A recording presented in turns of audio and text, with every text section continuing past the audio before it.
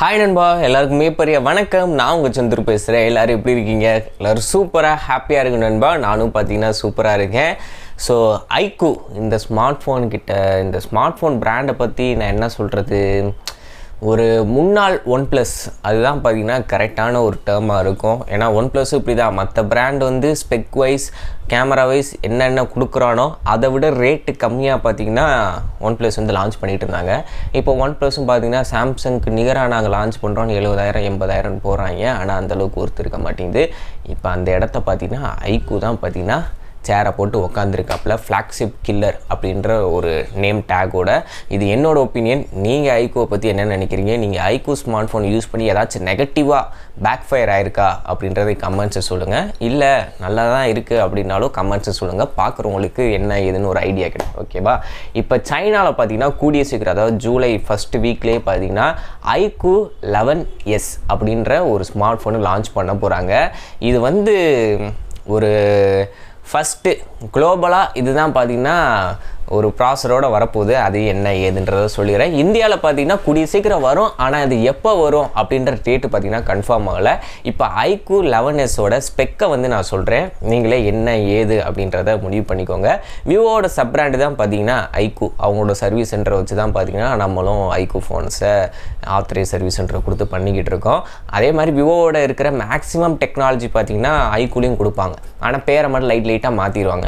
விவோலையும் பார்த்திங்கன்னா dedicated chip V1 சிப்புன்னு சொல்லுவாங்க. அதே மாதிரி IQooலையும் பார்த்தீங்கன்னா டெடிக்கேட்டடாக டிஸ்பிளேக்குன்னு ஒரு சிப்பு கொடுக்குறோம். வீடியோவை பார்த்தீங்கன்னா என்ஹான்ஸ் பண்ணி கொடுக்கும். அதுக்கப்புறம் HDR content, normal content HDR கண்டென்ட்டாக ப்ளே பண்ணி தரோம். அப்புறம் கலர்ஸ்லாம் பார்த்தீங்கன்னா கொஞ்சம் என்ஹான்ஸாக இருக்கும். அதுக்காண்டி இந்த சிப்பு யூஸ் பண்ணுறோம் அப்படின்ற மாதிரி சொல்லுவாங்களே. ஸோ அதே மாதிரி இதுலேயும் டெடிக்கேட்டடாக ஒரு டிஸ்பிளே சிப்புன்றது கொடுத்துருக்காங்க IQoo 11s'ல. டிஸ்பிளேவோட சைஸுன்னு பார்க்கும்போது 6.7 இன்ச்சு OLED டிஸ்பிளே. இதில் வந்து 144 ஹெர்ட்ஸ் இருக்கும் அப்படின்றத பார்த்தீங்கன்னா சொல்கிறாங்க நண்பா. ஸோ டிஸ்பிளேவை பொறுத்த வரைக்கும் நல்லா டிஸ்பிளே, ஃபிங்கர் பிரிண்ட் ஸ்கேனர் அதெல்லாம் பிரச்சனை இல்லை.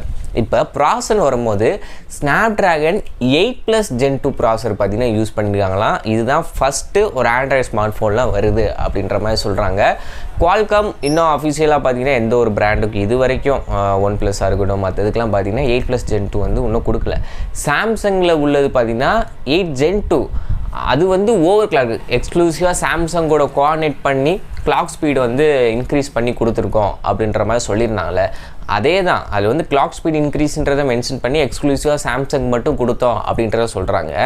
இப்போ வந்து 8+ Gen 2 அப்படின்னு வரும்போது பார்த்தீங்கன்னா ஆக்சுவல் 8 Gen 2ஓட 8+ Gen 2வில் பார்த்தீங்கன்னா உங்களுக்கு அந்த ஓவர் கிளாக் வெர்ஷனாக தான் இருக்க போகுது.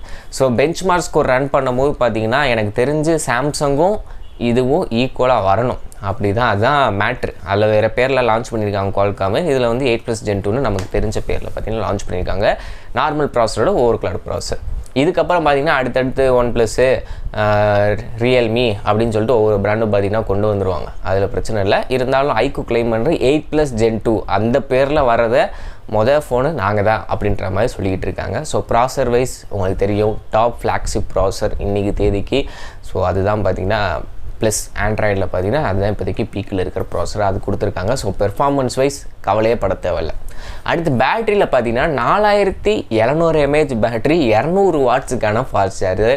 நிறைய பேர் அந்த லீக்டு இதிலே பார்த்தீங்கன்னா கமெண்ட்ஸ் நிறைய பேர் போட்டது என்னென்னா, ஏன்டா 5000 mAh பேட்டரி கொடுத்து ஒரு 65 வாட்ஸ் இல்லை 100 வாட்ஸ் கொடுத்தாலே போதும், பேட்டரியை குறைச்சிட்டு சார்ஜிங் ஸ்பீடை இன்க்ரீஸ் பண்ணுற இடத்துல உனக்கே நியாயமா? எப்படி பார்த்தாலும் ஃபோன் பார்த்தீங்கன்னா 20 நிமிஷம்குள்ளே 10 நிமிஷத்தில் பார்த்தீங்கன்னா 0 to 70 வந்துடும்.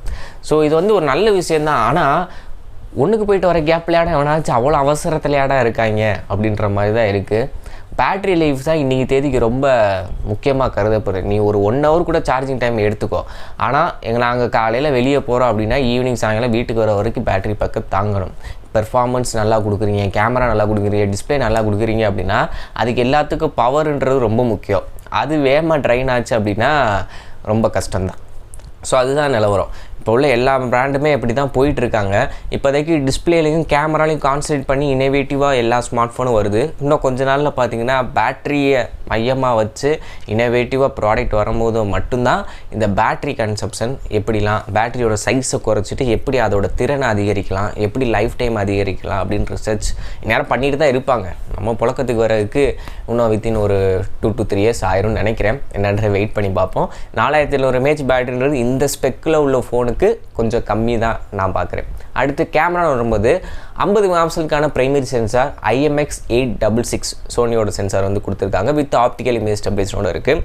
அதில் அல்ட்ரா வைடு, டெலிஃபோட்டோ லென்ஸு, செல்ஃபிக்கெலாம் பார்த்தீங்கன்னா இன்னும் அஃபிஷியலாக எதுவுமே வரலை. இப்போதைக்கு சைனாவில் ஒரு பயவுள்ள பார்த்தீங்கன்னா ஃபோனை கையில் எடுத்து யூஸ் பண்ணுற மாதிரி ஒரு ஸ்டில்லு மட்டும் வந்திருக்கு. மற்றபடி டிஸ்பிளே ஸ்பெக் இது தான், ப்ராசர் இது தான், கேமராவில் பிரைமரி இது தான், பேட்டரி இது தான், சார்ஜிங் ஸ்பீடு இது தான். ஓவராலாக பார்த்தீங்கன்னா ஆல்ரெடி பார்த்த மாதிரி LPDDR5X RAM இருக்க போது, UFS வந்து 3.2, 3.1 அப்படி இல்லாட்டி 4ன்னு கூட சில இதில் பார்த்தீங்கன்னா லீக்கில் போட்டுக்கிட்டு இருக்காங்க. அந்த ஸ்டோரேஜ் ஆப்ஷன் என்னன்னு தெரியல. பட் LPDDR5X RAMன்றது கன்ஃபார்மு. IP ரேட்டிங் இருக்க போது, டியூவல் ஸ்பீக்கர் இதெல்லாம் பார்த்தீங்கன்னா காமனாக இருக்க போது. இந்த ஃபோனோட ப்ரைஸின்னு பார்த்தீங்கன்னா எப்படி பார்த்தாலும் 50,000 ரூபாய்க்கு மேலே தான் இருக்க போகுது. இந்தியாவில் இது எப்போ வரும் அப்படின்றது பார்த்தீங்கன்னா சைனாவில் லான்ச் ஆகி ஒரு மாதத்தில் இந்தியாவுக்கு வரலாம். பேரை கூட மாற்றி இவங்க கொண்டு வரலாம். இப்போதைக்கு சைனாவில் IQoo 11s லான்ச் பண்ணியிருக்காங்க. இந்தியாவுக்கு வரும்போது என்ன பேரில் வரப்போகுது அப்படின்றது தான் தெரியல. ஸோ நீங்கள் என்ன நினைக்கிறீங்க இந்த ஸ்மார்ட் ஃபோனை பற்றி அப்படின்ற கருத்தை வந்து கமெண்ட்ஸ் சொல்லுங்கள். நம்ம டெலிகிராம் குரூப்பு, இன்ஸ்டாகிராம் பேஜை ஃபாலோ பண்ணாதவங்களுக்கு லிங்க்கை கீழே தரேன், மறக்காமல் செக் அவுட் பண்ணிக்கோங்க. எக்ஸ்க்ளூசிவான ஏகப்பட்ட அப்டேட் பார்த்தீங்கன்னா அதில் வரும். ஓகே நண்பா, வீடியோ பிடிச்சா லைக், ஷேர் அண்ட் சப்ஸ்கிரைப் பண்ணிக்கோங்க. Thank you, bye by.